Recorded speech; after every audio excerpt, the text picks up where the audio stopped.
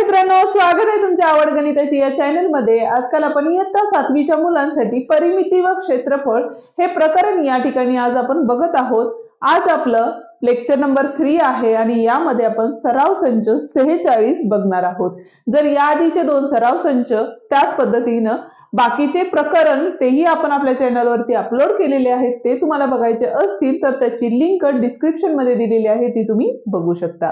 तर मग चला सुरुवात करूया आजच्या लेक्चरला। पण त्याआधी चॅनलवर नवीन आणि पहिल्यांदाच असाल तर चॅनलला नक्की सबस्क्राइब करा, बेल आयकॉन दाबा, जेणेकरून आपल्या नवीन आलेले जे व्हिडिओज आहेत त्याची नोटिफिकेशन्स तुम्हाला लवकरात लवकर मिळेल। ठीक आहे, तर आता सराव संच 46 मधला पहिला प्रश्न काय आहे तो आपण बघूया। काय सांगितलेलं आहे बघा, एका दिनदर्शिकेच्या पानाची लांबी 45 सेंटीमीटर आहे। आता दिनदर्शिका म्हटलं तर आपलं काय असतं, कॅलेंडर, बरोबर। आणि कॅलेंडर हे काय असतं तर आयताच्या आकाराचे असतं, बरोबर आहे। त्यामध्ये त्यांनी आपल्याला लांबी दिलेली आहे 45 सेमी, ठीक आहे, आणि रुंदी दिलेली आहे 26 सेमी, बरोबर आहे। ते फर्स्ट आपण लिहून घेऊया। म्हणून दिनदर्शिकेचे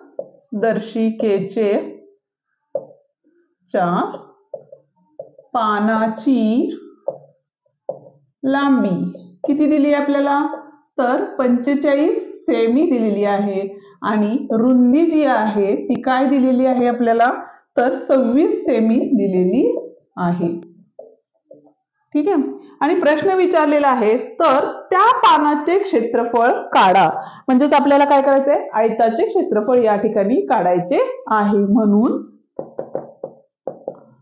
पानाचे क्षेत्रफळ बरोबर, पान म्हणजेच काय, आयताकार आहे, बरोबर आहे। म्हणजेच काय असतं या ठिकाणी तर लांबी गुणिले रुंदी, बरोबर आहे। आता लांबी किती दिलेली आहे तर 45 गुणिले रुंदी किती दिलेली आहे 26 दिलेली आहे, बरोबर आहे। म्हणजेच या दोघांचा आपल्याला काय करून घ्यावा लागेल, गुणाकार करून घ्यावा लागेल। 6 पंचे 30, 6 चौक 24, 24 आणि 3 27, शून्य दिला, 5 दोन्ही 10, ह्याच्याला 1, 4 दोन्ही 8 आणि 1 9, इथं आले 0, 7, 9 आणि 2 11, म्हणजेच 1170, बरोबर आहे। आणि क्षेत्रफळ काढलेलं आहे त्यामुळे या ठिकाणी एकक येताना काय येणार आहे आपलं तर चौसेमी येणार आहे। आणि चौसेमी का देतात हे आपण कालच्या व्हिडिओमध्ये डिटेलमध्ये सांगितलेलं आहे, प्रश्न क्रमांक 3 ला, ठीक आहे। त्यामुळे याचं जे पानाचे क्षेत्रफळ असणार आहे ते किती असणार आहे 1170 चौसेमी इतकं असणार आहे। दुसरा प्रश्न बघतोय आपण आणि यामध्ये आपल्याला काय सांगितलेलं आहे बघा, एका त्रिकोणाची उंची 3.6 सेमी व पाया 4.8 सेमी आहे, तर त्या त्रिकोणाचे क्षेत्रफळ काढा। आता दिलेलं काय आहे ते पहिल्यांदा लिहून घेऊया। त्रिकोणाची उंची किती आहे बघा 3.6 सेमी दिलेली आहे, बरोबर आहे। त्याचपर्यंत पाया काय दिलेला आहे, पाया बरोबर 4.8 सेमी दिलेला आहे आणि आपल्याला काढायचं काय आहे तर त्रिकोणाचे क्षेत्रफळ काढायचे आहे, ठीक आहे। म्हणजेच त्रिकोणाचे क्षेत्रफळ बरोबर काय असतं 1/2 गुणिले पाया गुणिले उंची, हे आपलं काय आहे त्रिकोणाचं क्षेत्रफळ आहे, ठीक आहे। आता या ठिकाणी बघा हा 1/2 तर तसंच राहणार आहे। पाया किती दिलेला आहे तर 4.8 दिलेला आहे, त्यामुळे ते 4.8 घेतले। त्याच्यानंतर बघा उंची जी आहे ती 3.6 दिलेली आहे आणि इथं आता 2च्या पाड्यात 4.8 पण आहे आणि 3.6 पण आहे, त्यामुळे आपण कोणत्याही एका संख्येला भाग घालवू शकतो। इथं बघा 2 दोन्ही 4, 2 चौक 8 आणि एका डिजिट नंतर पॉईंट होता त्यामुळे पॉईंट इथं दिलेला आहे। म्हणजेच 2.4 गुणिले 3.6 या दोघांचा आपल्याला काय करायचं आहे गुणाकार करायचा आहे। तर दशांश चिन्ह असेल तर त्याचा गुणाकार कसा करायचा याचाही व्हिडिओ आपण आपल्या चॅनलवरती अपलोड केलेला आहे, तोही तुम्ही बघू शकता। इथे बघा 2.4 गुणिले 3.6, बरोबर आहे। 6 चौक 24, 2 आले, 6 दोन्ही 12, 13 14, शून्य दिला, 4 त्रिकम 12, ह्याच्याला 1 आले, 3 दोन्ही 6 आणि 1 7 आले, बेरीज करून घ्यायची आहे। आता आपल्याला काय करायचंय तर दशांश चिन्ह जे पाठीमागून आहेत ते घरं आपल्याला मोजायचे आहेत. किती घर आहेत बघा, इथे एकच आहे, इथे दोन आहेत, म्हणजे 1 2 झाले. म्हणून दशांश चिन्ह देताना 1 2 म्हणून इथं दशांश चिन्ह येणार आहे. म्हणजेच 8.64 चौसेमी हे काय असणार आहे, ह्याचं क्षेत्रफळ असणार आहे त्रिकोणाचे. तिसरा प्रश्न आपण या ठिकाणी बघत आहोत. काय सांगितलेलं आहे बघा, एका आयताकृती भूखंडाची लांबी दिलेली आहे. काय दिलेली आहे? आयताकृती भूखंडाची लांबी किती दिलेली आहे बघा, तर 75.5 दिलेली आहे आणि रुंदी पण दिलेली आहे आपल्याला, ती आहे आपली 30.5 मीटर. ठीक आहे. पुढे काय सांगितलेलं आहे बघा, त्याचा दर 1000 रुपये चौरस मीटर असल्यास, दर सांगितलेला आहे आपल्याला, दर काय सांगितलेलं आहे, 1000 रुपये चौरस मीटर. म्हणजे काय, तर एका चौरस मीटरला 1000 रुपये इतका दर आहे. पुढे काय विचारले बघा, त्या भूखंडाची किंमत किती. म्हणजे आधी आपल्याला काय करायला लागेल, त्या भूखंडाची काय करायला लागेल, क्षेत्रफळ काढून घ्यावं लागेल. म्हणून भूखंडाचे क्षेत्रफळ बरोबर काय असतं, लांबी गुणिले रुंदी. का, तर आयताकृती भूखंड असल्यामुळे. बरोबर आहे. इथं काय आले बघा, 75.5 गुणिले 30.5. या ठिकाणी आपल्याला काय करायला लागेल, या दोघांचा गुणाकार करून घ्यावा लागेल.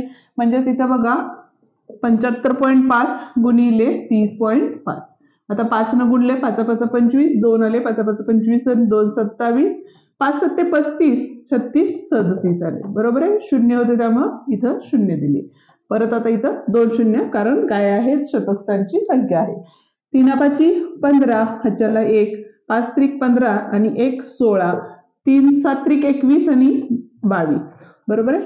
बेरीज केली, 7 आणि 5 12, ह्याच्याला 1, 9 आणि 1 10, ह्याच्याला 1 3 आणि हे 2. बरोबर. आता पॉईंट देताना म्हणजे दशांश चिन्ह देताना बघा 1 2 घर आहेत, त्यामुळे इथं पाठीमागून 1 2 चिन्ह कुठे येणार आहे, आपला इथे येणार आहे. म्हणजे 2302.75 चौसेमी चौरस मीटर, कारण एकक काय दिले आपल्याला, मीटर मध्ये दिलेलं आहे. बरोबर आहे. म्हणून भूखंडाची किंमत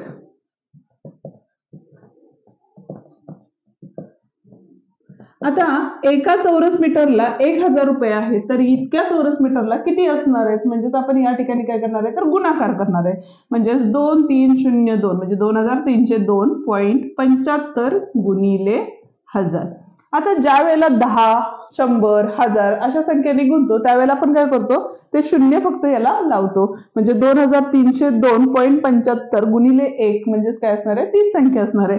म्हणजेच बघा 2 3 0 2 7 5 आले आणि 1 2 3 शून्य होते. बरोबर आहे. काय आपण काय केले, घरे मोजतो. बरोबर आहे. चिन्ह देताना म्हणजे तिथं किती दिलंय, 1 2 म्हणून पाठीमागून 2 घरं, म्हणजे तिथं काय आले, पॉईंट आला. म्हणजेच 2 3 0 2 7 5 0 म्हणजे किती आले बघा, 23,02,750 रुपये काय लागतील, त्या भूखंडाला लागतील. ठीक आहे. चौथा प्रश्न बघतोय. काय सांगितलेलं आहे बघा, आयताकृती सभागृहाची लांबी 12 मीटर व रुंदी 6 मीटर आहे. या खोलीत 30 सेमी बाजू असलेल्या चौरसाकृती फरशा बसवायच्या आहेत, तर संपूर्ण सभागृहात किती फरशा बसतील, हा पहिला प्रश्न आहे आपला. आणि दुसरा प्रश्न आपल्याला असा विचारलेला आहे, या उदाहरणातील चौरसाकृती फरशा 15 सेमी बाजूच्या घेतल्या तर किती फरशा लागतील.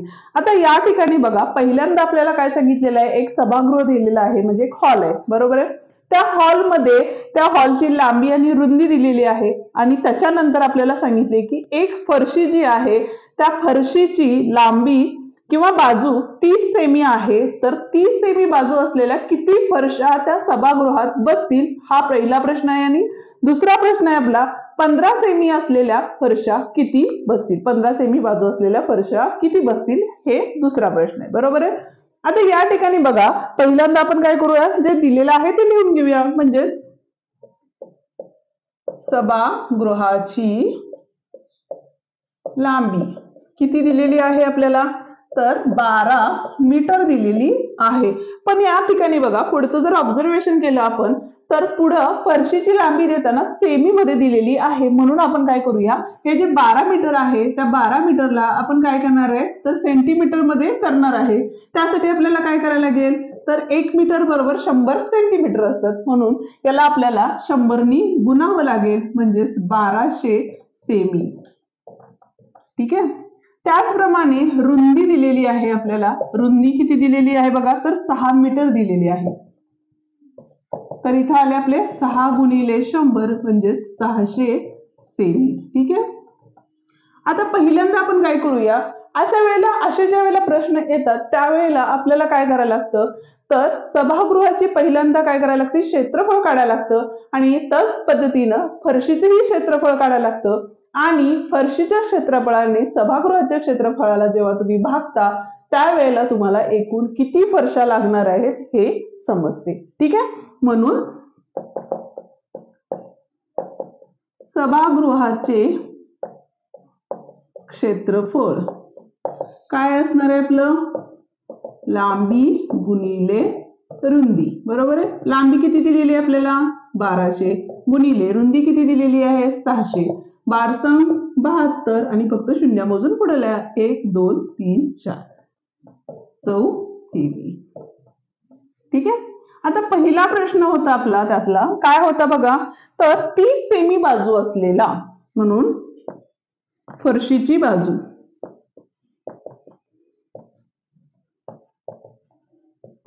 किती दिलेली आहे, 30 सेमी. बरोबर आहे. आता फरशी कुठल्या आकाराची आहे, तर चौकोन आकाराची आहे. बरोबर आहे. म्हणून फरशीचे क्षेत्रफळ काय असणार आहे बघा, तर बाजू गुणिले बाजू, म्हणजेच बाजू गुणिले बाजू म्हणजेच किती झाले, 30 गुणिले 30 झाले. 3 त्रिक 9, 1 2 शून्य म्हणून 1 2 शून्य आलेले आहेत, म्हणून 14 सेमी. ठीक आहे. म्हणजेच काय झाले बघा, एकूण फरशा काय असणार आहे या ठिकाणी, सभागृहाचे क्षेत्रफळ किती आहे बघा, 60,000 म्हणजे 7,20,000 इतकं आहे. आणि फरशीचे क्षेत्रफळ हे किती आहे आपले, 900. परत एकदा या ठिकाणी आडवा भागाकार आलेली आहे, त्यामुळे या ठिकाणी बघा शून्याला शून्य गेले, या शून्याला शून्य गेले, वरती 2 शून्य खालचे 2 शून्य गेले. 9 8 72 शून्य शून्य आले, म्हणजेच किती फरशा लागतील, 800 फरशा लागतील. ठीक आहे. आता त्याच पद्धतीनं दुसरा प्रश्न होता आपला, तर बाजू बरोबर 15 सेमी. ठीक आहे. तर या ठिकाणी आपल्याला परत काय करायला लागेल बघा, तर फरशीचे क्षेत्रफळ काढून घ्यावे लागेल.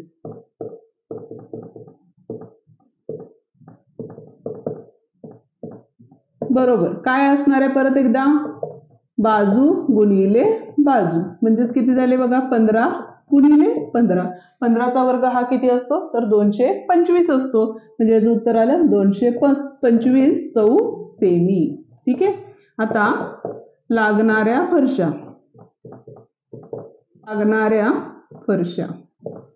काय असणार आहेत, तर आयताचे क्षेत्रफळ म्हणजे सभागृहाचे क्षेत्रफळ किती आलं होतं आपलं, तर 7,20,000 इतकं आलं होतं, आणि इथं होते आपले 225. ठीक आहे. आता एक काम करू, आपण 5नी भागाला जाऊया, म्हणजे कसं होईल तुम्हालाही सोपं जाईल. आता या ठिकाणी बघा 5 चौक 20, 2 राहिले, 5 5 25. इथं परत एकदा 5 1 5, 2 राहिले, 5 चौक 20, परत 2 राहिले, 5 चौक 20 आणि 1 2 3 0, 1 2 3, म्हणजेच बघा 1 4 4 0 0 0 भागिले 45. ठीक आहे. परत एकदा 5नी भाग जातो, 5 9 5 2 4 राहिले, 5 8 40 झाले, परत 4 आले, 5 8 40 0 0, 9नी भाग आला, 9 2 9 3 27, 1 राहिले, 9 2 18 0 0, म्हणजे 3,200 फरशा. ठीक आहे. इतक्या फरशा काय लागतील, तर 15 सेमी बाजू असलेल्या लागतील आणि 800 फरशा या 30 सेमी बाजू असलेल्या लागतील. ठीक आहे. क्रमांक 5 या ठिकाणी काय दिलेलं आहे बघा, तर शेजारील आकृतीत दाखवल्याप्रमाणे मापे असलेल्या बागेची परिमिती व क्षेत्रफळ काढा. आता ही आपण आकृती या ठिकाणी काढलेली आहे आणि या आकृतीच्या आपल्याला काय करायचे, तर परिमिती व क्षेत्रफळ काढायचं आहे. आता या ठिकाणी कितवा प्रश्न आहे आपला, 5वा प्रश्न आहे हा. ठीक आहे. बाजू दिलेली आहे बघा, तर 13 मीटर. आता एक जर निरीक्षण केलं तर या ठिकाणी बघा प्रत्येक बाजूवर एक एक लाईन मारलेली आहे आणि या लाईनचा अर्थ असा असतो की प्रत्येक बाजू ही 13 मीटर इतकीच आहे. ठीक आहे, म्हणून परिमिती बरोबर काय असणार आहे बघा, तर बाजू किती दिलेली आहे आपल्याला 13 दिलेली आहे गुणिले अशा किती बाजू आहेत ते पहिला आपण काढून घेऊया. इथे बघा ह्या 3 ह्या 3 ह्या 3 आणि ह्या 3 आहेत म्हणजे किती झालं बघा 3 चौक 12 बाजू या ठिकाणी झालेल्या आहेत. बरोबर आहे, म्हणजेच बघा 12 त्रिक 36 3 आले 12 एके 12 आणि 3 15 156 मीटर ही आपली काय असणार आहे या ठिकाणी परिमिती असणार आहे. ठीक आहे, आता आपल्याला काय काढायचं आहे तर क्षेत्रफळ काढायचं आहे. म्हणून पण परत एकदा बघा क्षेत्रफळ काढायचं झालं तर आपण काय करूया हे असे भाग करून घेऊया. म्हणजेच एकूण किती चौरस झाले बघा 1 2 3 4 आणि 5 चौरस झालेले आहेत. बरोबर आहे, म्हणून एका चौरसाचे क्षेत्रफळ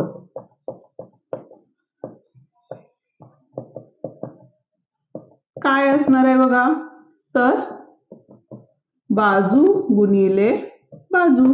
बाजू किती आहे आपली 13 गुणिले 13 म्हणजे 169 चौरस मीटर. ठीक आहे, पण आपल्याला अशा किती चौरसांचे क्षेत्रफळ काढायचे आहे तर एकूण 5 चौरसाचे क्षेत्रफळ काढायचं आहे. म्हणून आकृतीचे क्षेत्रफळ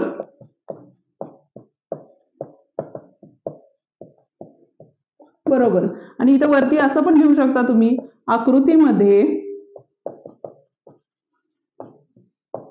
एकूण 5 चौरस आहेत. ठीक आहे, म्हणून आकृतीचे क्षेत्रफळ बरोबर काय असणार आहे एका चौरसाचे क्षेत्रफळ गुणिले 5 चौरसाचे क्षेत्रफळ म्हणजे 5 चौरस. बरोबर आहे, म्हणजे 5 ने गुणलं 5 9 45 5 सख्ख 30 आणि 4 34 3 आले. बरोबर आहे, 5 एके 5 5 आणि 3 8 चौरस मीटर.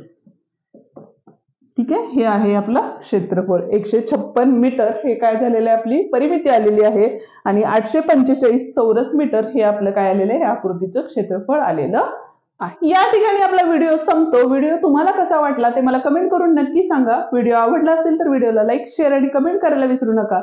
त्याचप्रमाणे चॅनलवर नवीन आणि पहिल्यांदाच असाल तर चॅनलला नक्की सबस्क्राईब करा, बेल आयकॉन दाबा जेणेकरून आपल्या नवीन आलेल्या व्हिडिओची नोटिफिकेशन तुम्हाला लवकरात लवकर मिळेल. धन्यवाद.